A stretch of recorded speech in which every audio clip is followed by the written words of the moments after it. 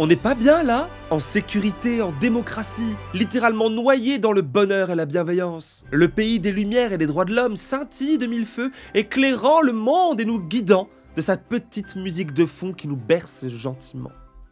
Vous l'entendez? Non? Approchez-vous un peu plus alors.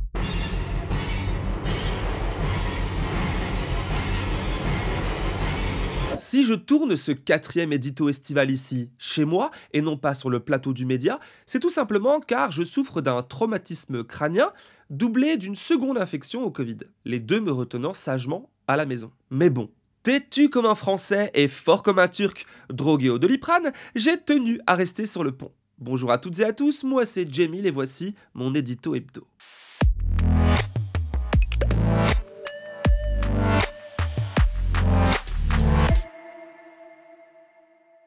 Si j'ai tenu, malgré mon état de santé, à produire ce 4e édito politique estival sur le média, c'était pour deux raisons. D'abord, car je suis têtu. Bon, ça je l'avoue. Ensuite, parce que travailler me maintient en mouvement et ça me plaît. Attention, je ne plébiscite pas le travail comme vecteur de santé, de bonheur, loin de là, conscient que tout dépend du travail en question. Ici, le mien consiste à lire, à analyser, écrire et parler devant une caméra. En gros. En très gros. J'aurais été encore salarié dans le commerce pour le compte de grosses boîtes ou sur des chantiers de maçonnerie avec mon père que je n'aurais aucunement hésité à respecter l'arrêt de travail rédigé par les médecins de l'hôpital où l'on m'a recousu le crâne samedi soir. À moins d'avoir été client chez Aviva, vous savez l'assureur, car fin juin, il se vantait de faire travailler les indépendants pendant leur arrêt maladie. Proposant alors sur les réseaux sociaux, vous êtes hospitalisé après un accident ? Télétravaillez depuis l'hôpital grâce à votre complémentaire santé professionnelle Aviva. Si vous le souhaitez, disposez du matériel informatique nécessaire à la poursuite de votre activité. Bah oui, c'est connu, même plâtré ou intubé, il n'y a que les grosses feignasses qui oseraient cesser le travail le temps de se remettre. Les autres sont des winners, des premiers de cordée, voués au saint graal de la réussite. Quel projet plein de bon sens. Malheureusement, l'assureur a reçu une volée de bois vert sur internet et a dû supprimer son tweet. Notre société n'était sans doute pas encore prête à tant de progrès social. Mais ça viendra. Regardez donc en Espagne où le gouvernement vient de réformer le code du travail afin de donner automatiquement un statut de salarié aux livreurs de repas. Donc via des cotisations, leur faire bénéficier d'une protection sociale jusqu'ici inexistante. C'est une bonne chose, mais... Réaction de Deliveroo, un des mastodontes dans le domaine. La multinationale envisage de quitter le pays. Et oui, refusant catégoriquement de donner un seul centime dans quelconque projet social, se justifiant avec l'argument de la crise économique. Chacun sa merde, ok? Là aussi, encore plein de bon sens, car si les propriétaires et les actionnaires de Deliveroo s'en foutent plein les poches, c'est par mérite. Mais oui, le mérite d'avoir eu en premier l'idée d'exploiter les pauvres gens précaires, alors que ces derniers, les pauvres gens précaires, n'avaient pas eu l'idée avant. Voilà, et puis c'est tout, hein. Chacun sa merde, tout simplement. Exploité ou exploitant, victime ou bourreau, il faut choisir son camp. Nous ne sommes pas dans le même camp, madame. Vous noterez aisément mon ironie, voire mon sarcasme, peut-être même avec une pointe d'amertume. Mais comment pourrait-il en être autrement face à ce flot d'absurdité qui nous bombarde continuellement ? La grille de lecture de la crise sanitaire et sociale qui nous est proposée, si ce n'est imposée tant elle domine, est consternante. Nulle part ou presque de nuances, encore moins de critiques mesurées. Non, il faut être pour ou il faut être contre, et idéalement sans faire dans le détail. Est-ce que vous voulez la République ou est-ce que vous votez contre la République? Être contre le pass sanitaire, c'est forcément être contre le vaccin et donc être contre les vaccins, et tant qu'à faire être platiste. Voilà, vous savez ceux qui croient pas que la Terre est ronde, mais plutôt plate. On nage en plein délire. Et les débats télévisés, tout comme ceux à l'Assemblée, sont bien plus proches d'une confrontation sur un ring de boxe que d'un échange démocratique constructif.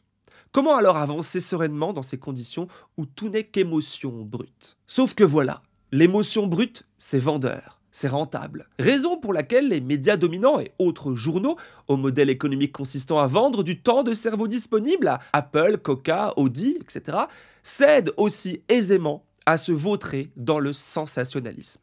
Ça attire l'œil, ça fait cliquer, ça fait vendre.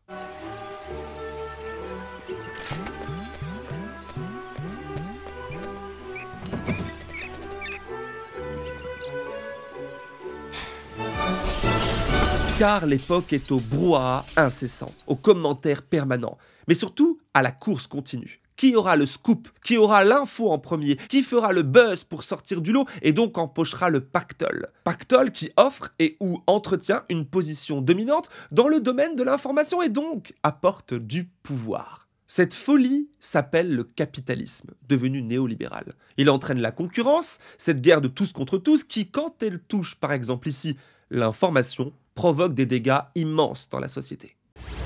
Samedi à Nantes, environ 5000 personnes ont manifesté et très majoritairement contre l'instauration du pass sanitaire, comme dans de nombreuses villes du pays. Alors que je travaillais à couvrir les événements en vidéo, j'ai été atteint d'une grenade policière en pleine tête.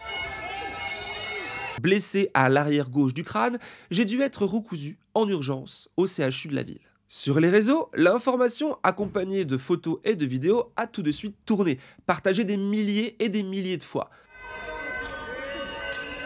mais totalement absente des grands médias.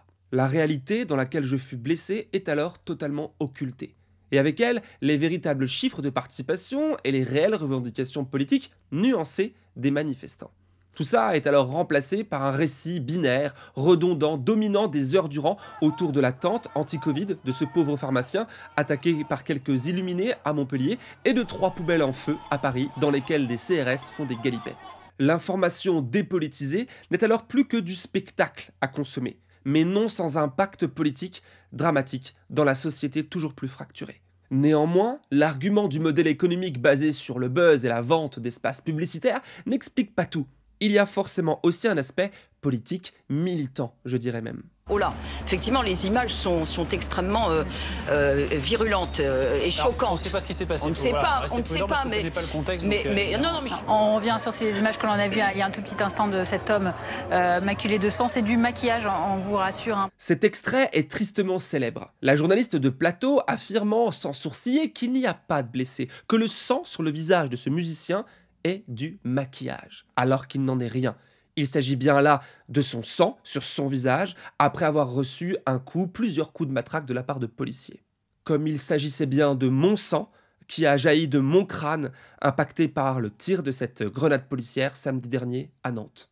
Aucun journaliste n'est objectif, aucun. L'objectivité n'existe pas, contrairement à la neutralité vers laquelle on peut tendre, mais qui a très peu d'intérêt journalistique quand tout ou presque est politique, et appelle alors à l'analyse, à la contextualisation pour donner à l'audience des clés de compréhension.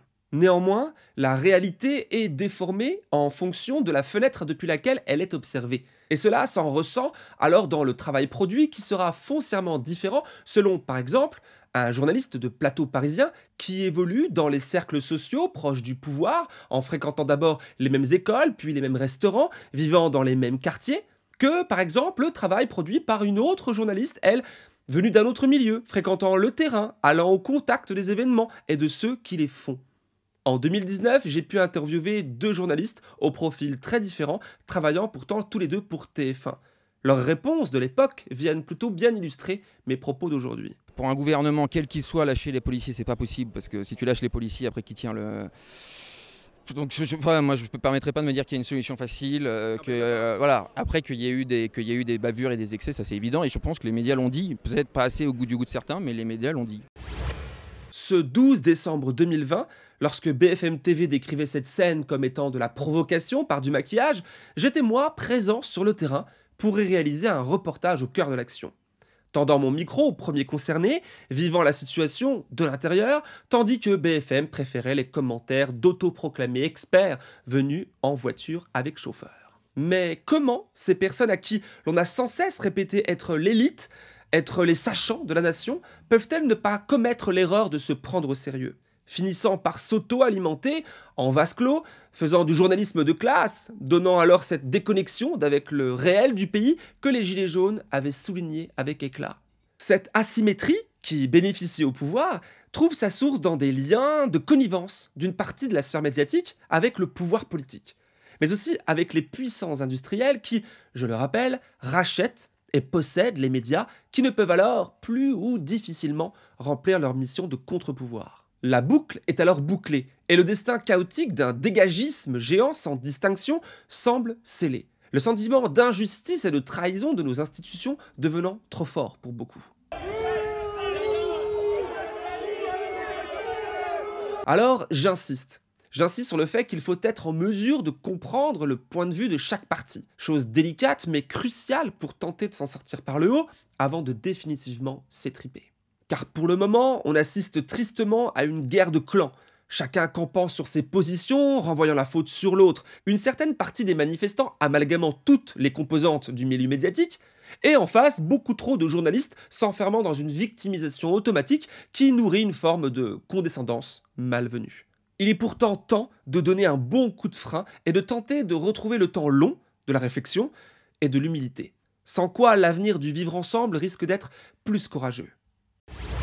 C'est bientôt la fin de cet édito, mais avant ça, j'avais envie de réagir à 2-3 actus chaudes. D'abord ceci. J'ai décidé de répondre directement à vos questions. Allez-y, posez-les-moi, et j'essaierai d'être le plus direct et le plus clair possible. Ok, oui, d'accord, pourquoi pas. En même temps, c'est bien ce que préconise l'OMS, hein, faire de la pédagogie, pardon. C'est juste que ça arrive un poil tard. Après des mois et des mois de brutalité, physique comme verbale, cette opération « Coucou les gens, regardez comme je suis gentil et je porte même un t-shirt comme vous les prolos » sonne faux. Et puis, quel est ce pays qui a fait la révolution, qui a coupé la tête de son roi, pour aujourd'hui se coltiner un type qui se prend pour le père de la nation, sachant tout sur tout, au point de ramener sa fraise pour nous parler sur TikTok de médecine et de pandémie? Non, ça n'est ni fait ni à faire. Le seul véritable intérêt ici est politique. Sous couvert de parler vrai, d'être proche, etc., Macron est en campagne pour 2022. Ensuite, cette autre info que je trouve révélatrice du moment. Ça se passe à Dijon, où un homme d'une 50aine d'années s'est retrouvé en garde à vue pendant plusieurs heures par erreur.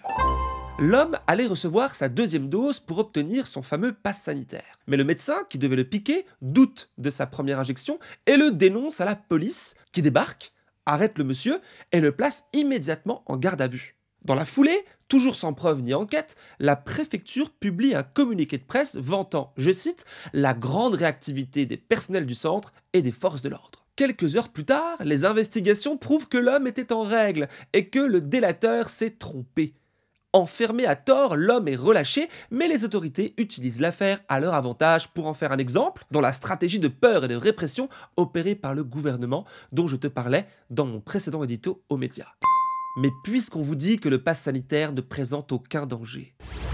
Et pour finir, revenons à Nantes samedi dernier. Alors que je pissais le sang entre les mains des street medics qui me portaient les premiers secours, à quelques pas de nous, des groupes de personnes semblaient se battre en pleine rue.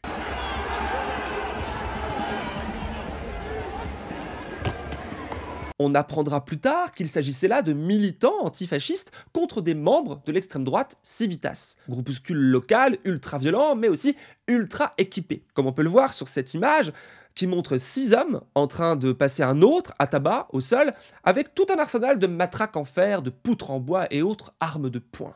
Tout ça se passe alors sous l'œil de la police présente mais qui n'interviendra à aucun moment. J'ai par ailleurs croisé plus tard aux urgences une des personnes blessées au visage tuméfié. Mais un autre détail doit ici attirer notre attention, celui-ci. Cet homme, qui tient une matraque télescopique pour blesser d'autres personnes en plein après-midi dans les rues de Nantes, est Wilfried van Liemt, numéro 2 de la liste RN ex-FN lors des dernières municipales. Pourtant connu pour ses exactions, les faits établis, ses complices identifiés, rien ne bouge, et il n'est pas arrêté. Pire, aucun écho ou presque dans les médias, pourtant si prompts à nous tirer les larmes pour les familles des victimes des vitrines de banques brisées par les manifestants radicaux de l'autre bord. Et on en revient à l'objectivité et neutralité journalistique. Voyez-vous.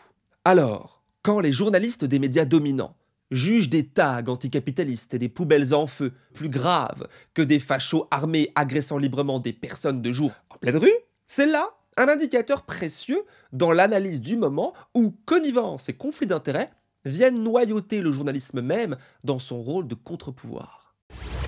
Voilà, merci de m'avoir écouté jusqu'au bout, c'est tout pour moi pour cette fois, je m'en vais me reposer. Pensez à vous abonner, à soutenir le média et à partager cet édito s'il vous a plu. C'était Djemil, à jeudi prochain.